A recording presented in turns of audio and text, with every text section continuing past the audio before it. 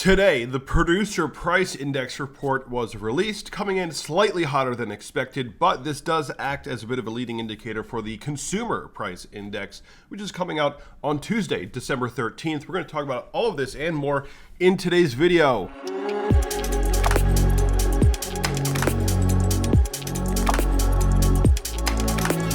What is up, guys? Welcome back to the channel. My name is Kevin Svenson. Today is December 9th. It is Friday, the end of the week. The stock market just opened, and we got a few things to discuss. If you haven't already, smash the like button and subscribe to this channel if you're new.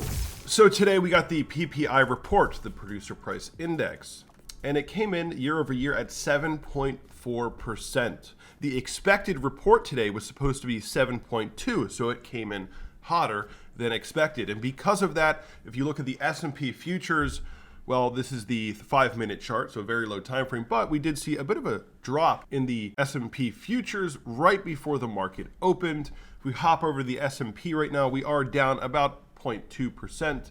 Nothing crazy. Go to the hourly chart, pretty much just sitting at where we were yesterday. So stock market not seeing all too much movement.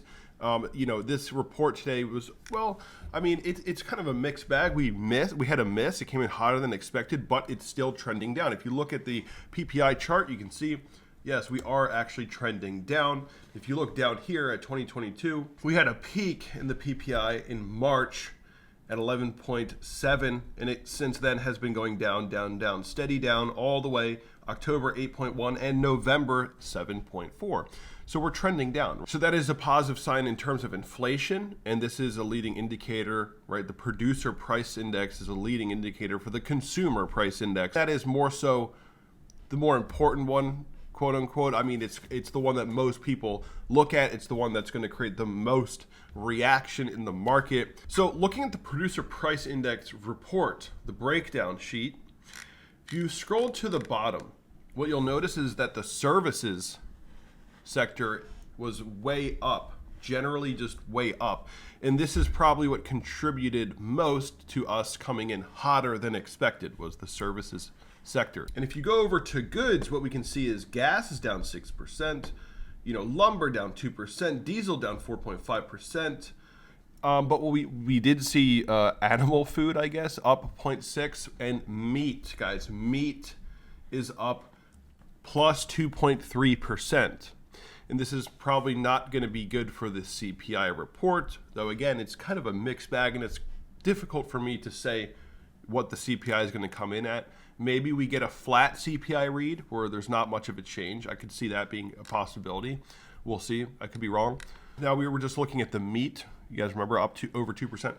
The foods is up plus 3.3%. Energy down. Core goods up slightly. So, it's kind of a flat read here in a way.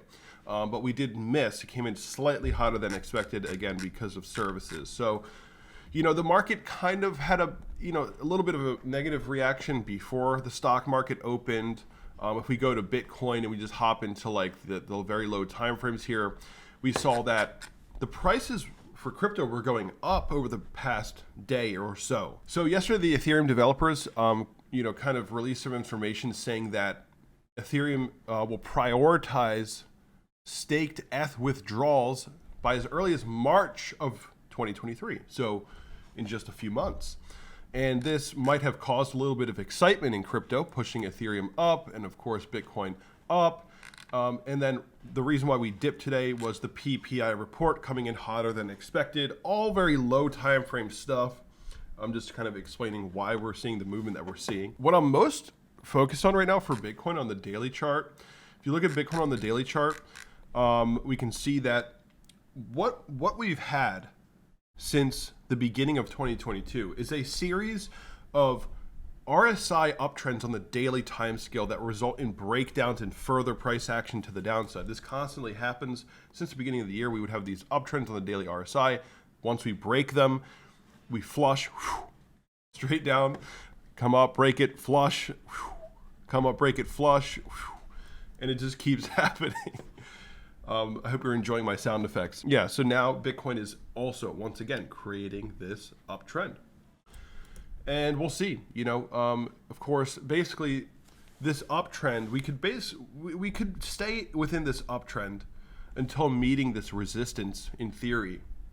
And then if we, break the uptrend again, then we would end up flushing again, likely to new lows.